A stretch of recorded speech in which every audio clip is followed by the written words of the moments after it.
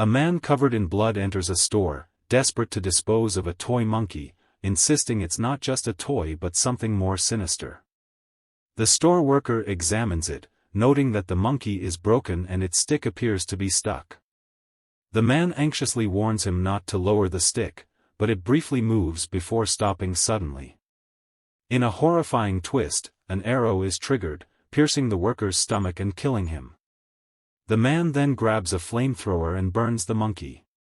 After this chilling introduction, we meet Hal, who has a twin brother, Bill. Bill constantly belittles Hal. Their father abandoned them, leaving them to be raised by their mother, Lois. While searching through their father's old belongings, they find a mysterious box. Inside, they find a monkey and a note instructing them to turn the key. Bill activates the monkey, but after an initial response, nothing else happens, so they dismiss it. Later, as they leave the house with their nanny, Annie, they are startled to find the monkey already waiting for them in the car. They head to a restaurant where a chef entertains them with tricks. Suddenly, the monkey reactivates. In that moment, the chef slits the nanny's throat. At her funeral, a young priest delivers darkly humorous remarks, and their mother tries to comfort them, reminding them that death is inevitable. The next day, Hal is bullied at school. Frustrated and dejected, he returns home only to find the monkey in his room. Confused, he asks his mother why she placed it there, but she denies ever touching it. Bill later hands the monkey to Hal, mocking him.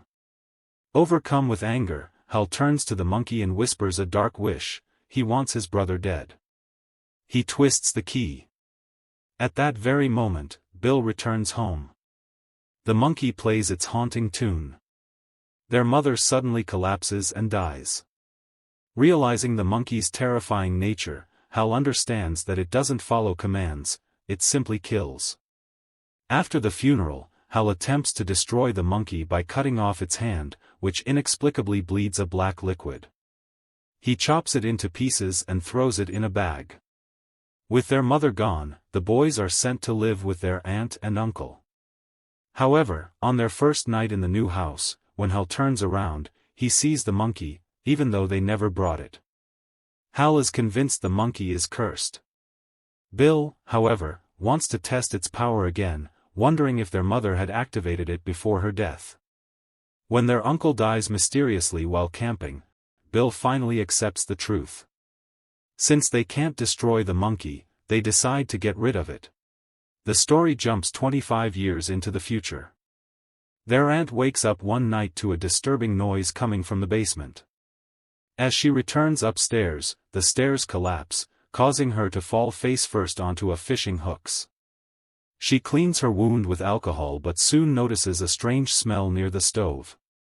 The gas ignites, setting her ablaze, and she stumbles outside before crashing into a sign.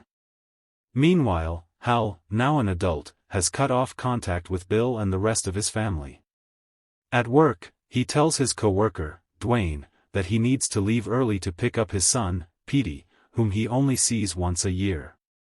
Meeting his ex-wife and her new partner, Ted, who wants to adopt Petey, Hal feels his role as a father slipping away. Elsewhere, Bill, obsessed with the monkey's whereabouts, has spent years searching for it.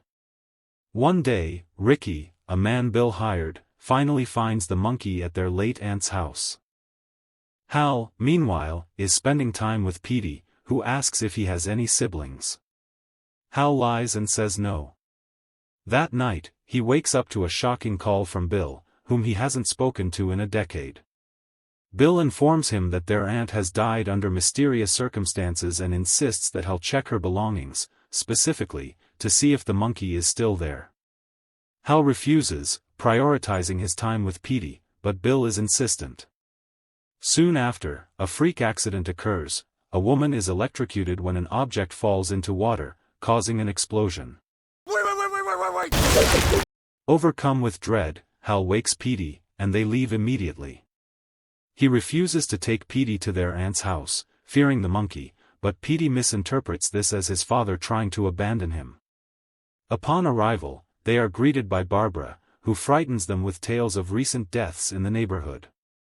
Barbara mentions Bill, and Petey realizes that his father lied to him. He actually has a brother. The tension mounts as they discover a locked room. After several failed attempts, they finally manage to open it, only for a gunshot to ring out, killing Barbara. The police arrive, instructing Hal not to leave town. Bill calls Hal again, making a horrifying suggestion: since the one who turns the key never dies, Petey should do it, sacrificing someone else. In reality, Bill's true goal is for the monkey to kill Hal, as he blames him for their mother's death. Enraged, Hal refuses. Meanwhile, Ricky, disguised as a police officer, forces Hal and Petey into a car at gunpoint, driving them to Bill. For the first time, Petey learns about the cursed monkey and is warned never to turn the key. At Bill's hideout, Petey encounters the monkey. Bill, obsessed, urges him to turn the key, claiming it's stuck. Hesitant, Petey finally does, and the monkey starts playing. Immediately, outside, Ricky is attacked by a swarm of bees, his mouth filling with them before he dies. Bill, watching the chaos, realizes Hal is still alive and tries to force the monkey to play again, but it resists.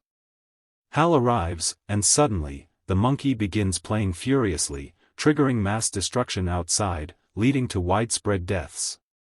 Hal pleads with Bill to stop, reminding him that their years of hatred and grief have only led to more loss. Bill finally relents, sharing a brief moment of brotherly reconciliation. But just as they plan a fresh start, the monkey continues drumming.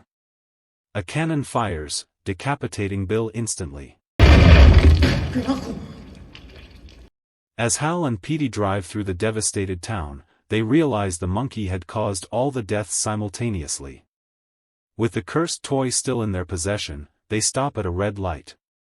An old man on a horse crosses their path. As they move forward, a bus full of cheerleaders passes by.